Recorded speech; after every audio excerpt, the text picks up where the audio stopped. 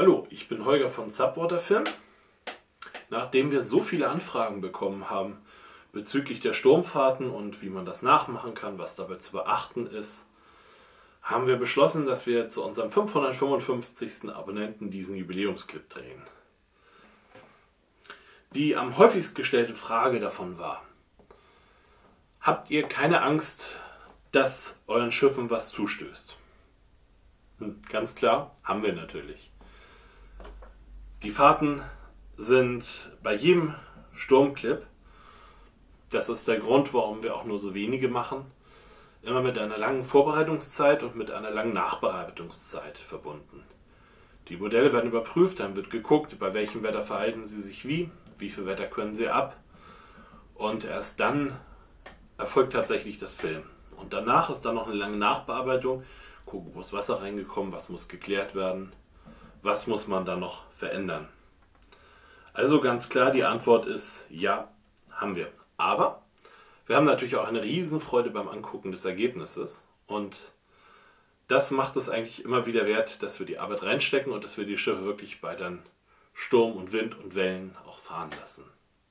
Die zweithäufigste Frage ist: Ich will das auch wo kaufen? Ja, so ganz ohne ein bisschen Bastelarbeit klappt das nicht. Es sei denn, wir verkaufen eins unserer Schiffe mal. Die sind natürlich dann sturmerprobt und auch so eingerichtet, dass das klappt. Im Prinzip muss man ein wenig Arbeit reinstecken. Sehr viel Arbeit ist es nicht. Das kann ich gleich beruhigen. Die Newcastle hier vorne, die war vor der Sturmfahrt gerade mal nur einen Tag in der Werft. Und was da gemacht worden ist, erzähle ich gleich. War jedenfalls relativ geringer Aufwand. Nun ist die auch von Haus aus schon relativ stabil. Die nächste Frage, die bringt uns jetzt zum eigentlichen Thema dieses Clips. Was muss ich tun, damit mein Modell das auch kann?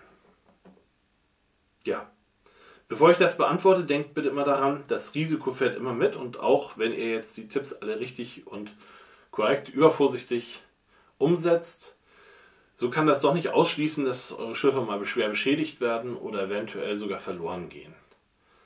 Speziell wenn ihr das dann auch im Salzwasser macht, ist das dringend notwendig, dass danach eine gute Spülung erfolgt. Die besten Voraussetzungen sind gegeben, wenn das große Vorbild auch schon von Haus aus über geeignete Schlechtwettereigenschaften verfügt. Bohrenseeversorger, Bergungsschlepper, Hochseeschlepper, Trawler sind alles sehr, sehr geeignete Modelle. Wenn man das Original durch die Wellen kämpfen sieht und dann denkt, das soll mein Modell auch können, dann sind die Chancen schon mal gar nicht so schlecht. Auch wäre es wichtig, dass der zukünftige RC-Kapitän sein Modell gut kennt. Dass er also merkt, wenn es anfängt, sich zögerlich zu verhalten oder wenn es nach dem Aufrichten, nach dem Umkippen immer wieder ein bisschen länger braucht, bevor es wieder gerade steht.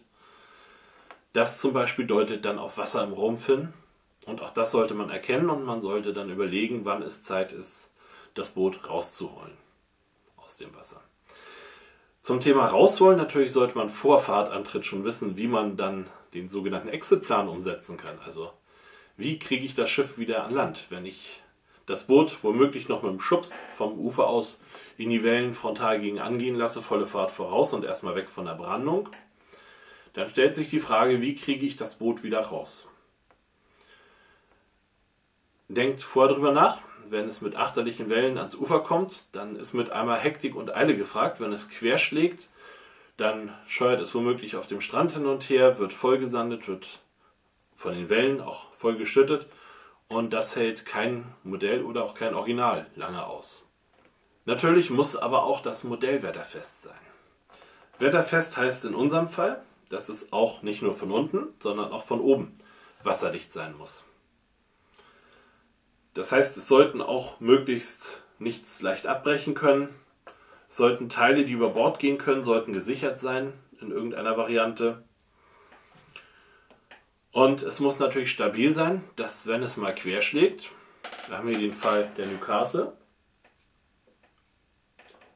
Ja, man sieht es sehr schön, dass sie sich danach auch wieder aufrichten kann. Um die typischen Luken im Deck Wir haben hier bei diesem Bodenseeversorger der Ester zum Beispiel den Zugang zum Ruder. Die nehme ich mal als Beispiel, weil das ein wunderschönes Beispiel ist, wie man es eigentlich nicht machen soll. Diese Luken lassen sich aber relativ einfach abdichten. Die sollten gut hinterlegt sein. In diesem Fall ist sie schräg eingeschnitten, sodass man die einfach drauflegen kann. Und der einfachste Weg ist das Klebeband. Das wird dann einfach drüber geklebt. Sofern es wasserfest ist, hält das dicht und lässt an der Stelle zumindest kein Wasser reinkommen. Wenn ihr genau hinguckt beim Videoclip der Newcastle, dann seht ihr, dass ich diese Achterluken hier, obwohl die mit einem anderen Klebeband von innen schon dicht geklebt sind, da sitzt doppelseitiges Klebeband, was nahtlos geschnitten ist. Da muss man ein bisschen Geduld mitbringen und das eine oder andere auch doppelt kleben. Aber es darf wirklich kein Kanal sein, wo Wasser reinkommt. Das hat dann trotzdem nochmal eine Dichtung oben drüber abbekommen, dass auch wirklich kein Wasser da reinkommen kann. Die Aufbauten sind da etwas schwieriger. Man sollte natürlich darauf achten, dass ein Söhlrand vorhanden ist, also eine Kante, die so ein bisschen schon mal verhindert, dass das Wasser, was unter den Aufbau spült, dann auch gleich reinkommt. Man sieht den Söhl hier sehr schön. Der ist relativ hoch schon von Haus aus. Es sollten natürlich alle Verbindungen, die reingehen, zum Beispiel Beleuchtung, wichtig, aber auch natürlich ganz klar die Fensterfronten, sollten stabil und dicht abgedichtet sein. Wenn man das nicht machen will oder einen zu komplexen Aufbau hat, dann gibt es noch die zweite Möglichkeit, dass man den Aufbau einfach von unten abdichtet, dass er wie so ein Lukendeckel hier drauf sitzt. In diesem Fall bin ich noch einen anderen Weg gegangen. Das Vorderteil abzudichten, gerade weil es hier frei unterspült ist. Das ist der Bereich hier, wo die Wellen, also wenn sie rübergehen, bis zum Aufbaurand können. War mir das Risiko zu groß und deswegen habe ich hier die Übergänge einfach dicht geklebt und habe dann hier drinnen diesen abgeschotteten Bereich mit einer Dichtung versehen, so dass das dann passgenau da drauf sitzt.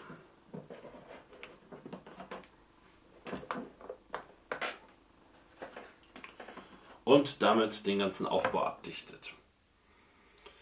Was im Original anders ist von Graupner, ist zum Beispiel der Schlepphaken, der ist mit am Aufbau, aber gerade wenn man dann auch im Sturm mal schleppen will, dann ist es nicht so günstig, wenn der am Aufbau rumzerrt, sondern der sollte natürlich fest am Rumpf verbunden sein und sollte dann mit dem Rumpf zusammen eine Einheit bilden und nicht den Aufbau locker rupfen, bis der abfällt. Ein weiterer Punkt ist nämlich genau das: Wenn euch der Aufbau im Sturm verloren geht, dann ist es ziemlich schwierig, das Boot und den Aufbau noch heil an Land zu kriegen.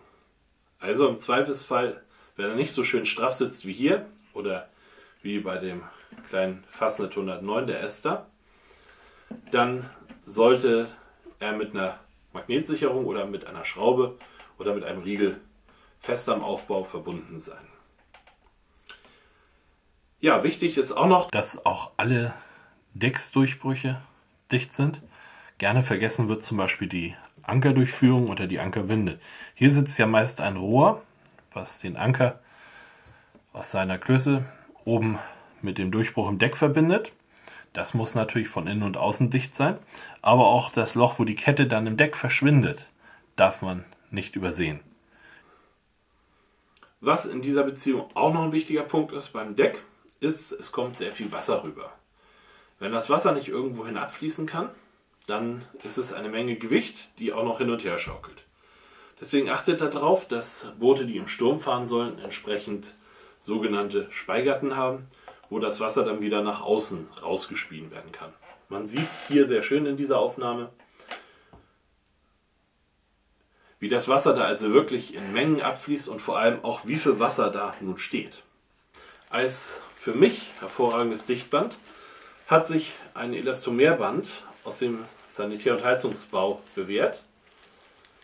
Es ist wasserdicht, es ist relativ kompakt und es lässt sich gut formen, sodass es also auch gut für Dichtung gibt.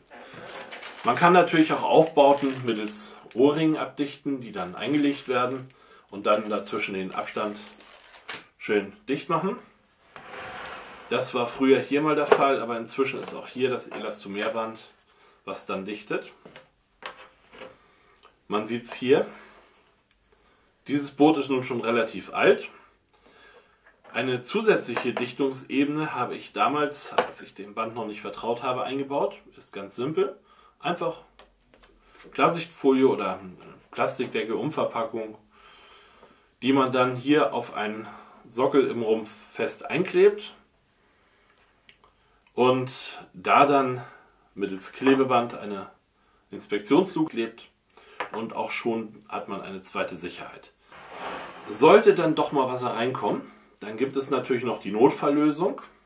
In diesem Fall ist es eine automatische Pumpe, die wird einfach nur an den Stromkreis des Schiffes mit angeschlossen und bestimmt dann selbst über diesen Wasserkontakt und diese Elektronik, die da drin arbeitet, den Zeitpunkt, wo sie sagt, okay, jetzt muss das Wasser außerbords gebracht werden, ich pumpe.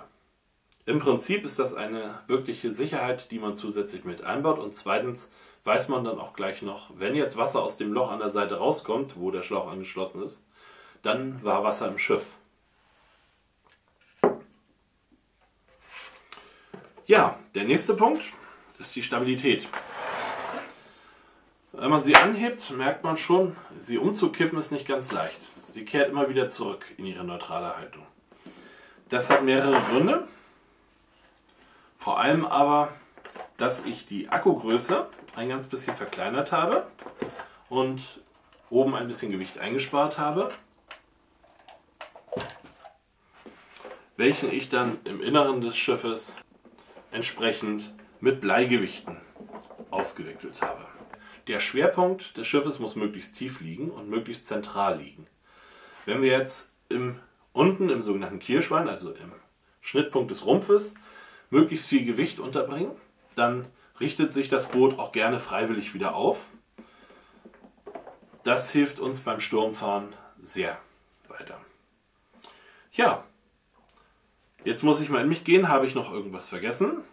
Ausreichende Motorisierung ist sehr wichtig, damit das Schiff sich also auch selber dann entsprechend gegen die Wellen behaupten kann und auch gegen den Wind. Der Wind ist da meist viel kritischer, weil gerade auf Binnengewässern, auf denen ja auch gerne gefilmt wird, baut sich erst der Wind sehr stark auf und erst danach entsteht die Welle. Das heißt, das Boot mit seinem Aufbau, gerade bei den Schwerwetterschiffen, ist der Aufbau meistens im vorderen Teil des Schiffes. Der bietet natürlich eine große Angriffsfläche für den Wind und versucht, das Boot dann zur Seite zu drücken. Was bleibt noch über zu sagen? Im Prinzip nur noch, sucht euch die richtigen Wellen aus. Wellen, die klein und struppig sind, sind für die Modellboote sehr viel schöner optisch als große, lange Wellen. Große, lange Wellen sind am Ufer sehr viel dramatischer, die brechen also mit hohem Getöse. Aber da möchte man sein Schiff in der Regel gar nicht drin haben. Bei der Newcastle mussten wir jetzt bei der Sturmfahrt ein paar Mal in die Brandungswelle rein, damit das auch hübsche Bilder gibt. Aber das ist jedes Mal mit einem mulmigen Gefühl. Und eins kann ich euch gleich verraten, solange dieses mulmige Gefühl noch da ist, macht ihr das meiste richtig. Ja, solltet ihr noch Fragen haben, dann schreibt sie, wie schon gesagt, unten in die Kommentarbox unter dem Video. Ich versuche sie dann alle zu beantworten. Über eine positive Bewertung, wenn euch das Video gefallen hat, freue ich mich natürlich sehr. Über einen positiven Kommentar natürlich ebenfalls. Und wenn ihr Verbesserungswünsche habt, schreibt sie ebenfalls rein. Vielen Dank, dass ihr euch das angeguckt habt und vor allem vielen, vielen Dank für die 555 Abonnenten.